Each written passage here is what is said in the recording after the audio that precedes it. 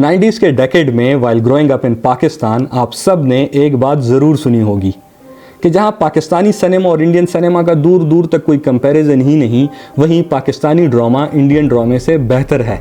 अब इस बात में किसी हद तक सच्चाई इसलिए थी कि 2000 से पहले का Pakistani drama in its essence in journal एक अच्छा ड्रामा था और एटलीस्ट उस टाइम पर हम ये बात कर सकते थे।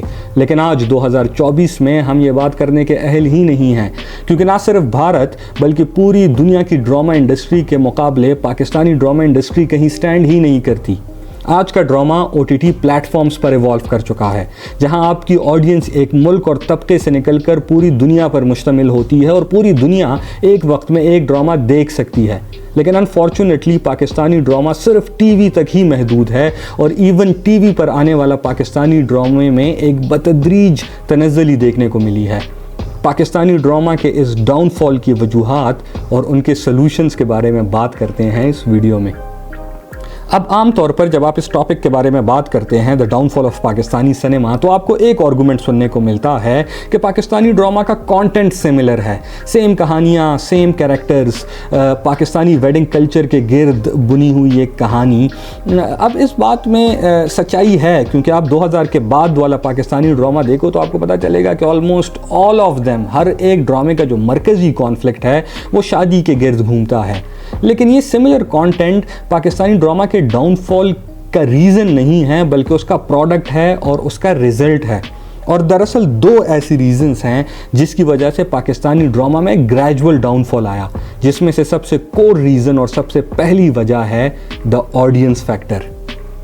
अब बीइंग अ राइटर मैंने ये बात पर्सनली भी एक्सपीरियंस की हुई है और बहुत सारे ड्रामा लिखने वाले मेरी इस बात से इत्तेफाक भी करेंगे कि जब कोई लिखारी अपना ड्रामा एक प्रोडक्शन हाउस के पास लेकर जाता है तो उसके सामने इर्रिस्पेक्टिव कि वो ड्रामा अच्छा है या बुरा, सिर्फ एक ही कंडीशन रखी जाती है कि ये ऑडियंस की समझ में आएगा कि नहीं। पाकिस्तानी ड्रामा जो 2000 के बाद बना, उसका प्राइमरी मकसद था ऑडियंस के टेस्ट, उनकी चॉइसेस और उनकी रिक्वायरमेंट्स को मीट करना। अब जब कोई भी आर्ट पीस, ख़ास तौर पर कोई ड्रामा या फिल्म, इस पर्सपेक्टिव से बनाया जाए कि वो ऑडियंस के रिक्वायरमेंट्स को मीट करे, तो उसकी आर्टिस्टिक वैल्यू कॉम्प्रोमाइज़ होती है, क्योंकि वहाँ पर आर्टिस्टिक वैल्यू मकसद ही नहीं होता बल्कि प्रायोरिटी होती है उसकी कमर्शियल वैल्यू। अब इस सूरत हाल में एक राइटर वो नहीं बनाता जो वो बना सकता है या वो बनाना चाहता है, बल्कि उससे बनवाया जाता है एक ऐसा आर्ट जो बिक सकता है। यहाँ पर राइटर का रोल क्रिएटिव से ज़्यादा मैकेनिकल हो जाता है, जहाँ पर उसको पहले से ही मौजूद चंद प्लॉट लाइंस और कैरेक्टर्स थमा दिए जाते हैं और उसे कहा जाता है कि इसके गिर्द कुछ बनाया जाए, क्योंकि ये कंटेंट जो है ये ऑडियंस कंज्यूम करेगी। और इसी से जन्म लेता है जिसे मैं कहता हूँ द स्टॉक सागा, जहाँ पर सेम प्लॉट्स, सेम कैरेक्टर्स बार बार रिपीट होते हैं, क्योंकि ऑडियंस का टेस्ट इन जनरल सिमिलर रहता है।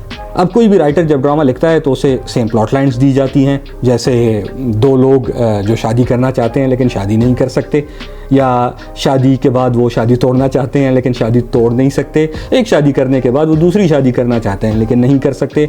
सिमिलर कैरेक्टर, स्टॉक कैरेक्टर्स, दो ऐसे लोग जो शादी करना चाहते हैं यकीनन, कुछ लोग जो शादी के हक़ में, कुछ लोग जो शादी के ख़िलाफ़ हैं, एक डम्प लेकिन इनोसेंट फीमेल प्रोटैगनिस्ट जो इस शादी सागा का विक्टिम है, एक अनरियलिस्टिक एग्जैजरेटेड हीरो जो एक unrealistic over exaggerated character arc से गुजर कर एक ओवर एग्जैजरेटेड कंक्लूजन पर पहुंचता है, और वो भी सिर्फ एक रीज़न की वजह से, क्या?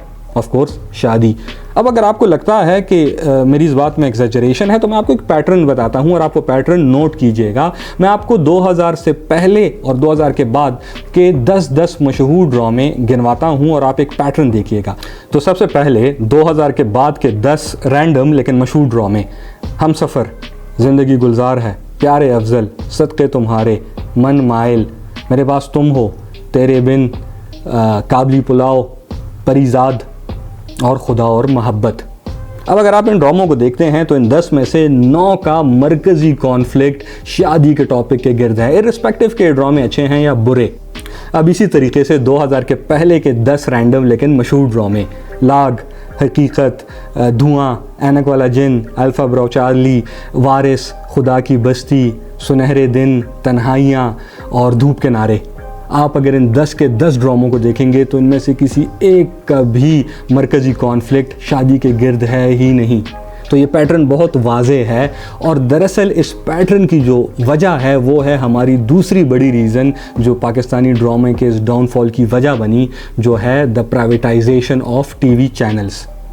अर्ली 2000s में केबल टीवी के इंट्रोडक्शन की वजह से पाकिस्तानी चैनल्स के नंबर्स में एक अनप्रेसिडेंटेड बूम आया। बहुत सारे ऐसे चैनल्स मैदान में आए कि जिनका मकसद सिर्फ़ और सिर्फ सारा दिन ड्रामे दिखाना था। इससे पहले ऑफ कोर्स ऐसा नहीं होता था। इससे एक खासी कॉम्प्लिकेटेड सिचुएशन पैदा हो गई और वो ये, क्योंकि इन चैनल्स ने चूँकि सारा दिन ड्रामे ही दिखाने होते थे, इसीलिए तमाम स्लॉट्स को फिल करना लाजमी था। इससे पहले चूँकि चैनल सिर्फ 1 या 2 होते थे, इसीलिए सिर्फ रिफाइंड टैलेंट ही उस जगह तक पहुंचता था। लेकिन इस सिचुएशन की वजह से अब ना सिर्फ टैलेंट की डिस्ट्रीब्यूशन हुई बल्कि आर्टिस्ट की इंडिपेंडेंस भी कम हो गई, उसके पास स्पेस कम हो गई, क्योंकि ऑडियंस का टेस्ट जहन में रखना होता था। कमर्शियल वैल्यू चूँकि ऑफ कोर्स ज़्यादा थी इन ड्रामों की, आर्टिस्टिक से ज़्यादा।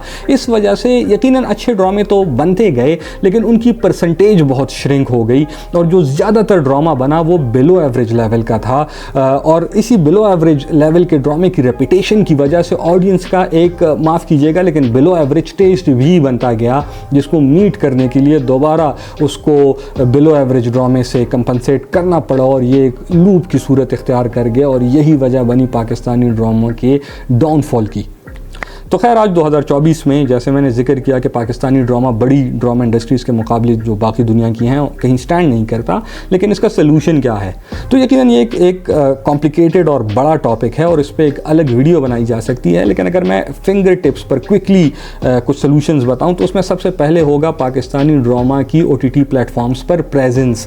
इसकी वजह से ऑडियंस जो है वो मल्टीप्लाई होगी, पूरी दुनिया को आप ड्रामा दिखा सकोगे और किसी ख़ास ऑडियंस की किसी सर्टन टेस्ट को आपको मीट करना लाजमी नहीं होगा। साथ ही साथ ब्रेकिंग द स्टॉक सागा, इससे भी निकलना पड़ेगा, इसको भी ब्रेक करना पड़ेगा। आर्टिस्ट को ज़्यादा इंडिपेंडेंस देनी पड़ेगी और अपने सेंसरशिप्स जो आपके लॉज हैं उनको लीनियंट बनाना होगा।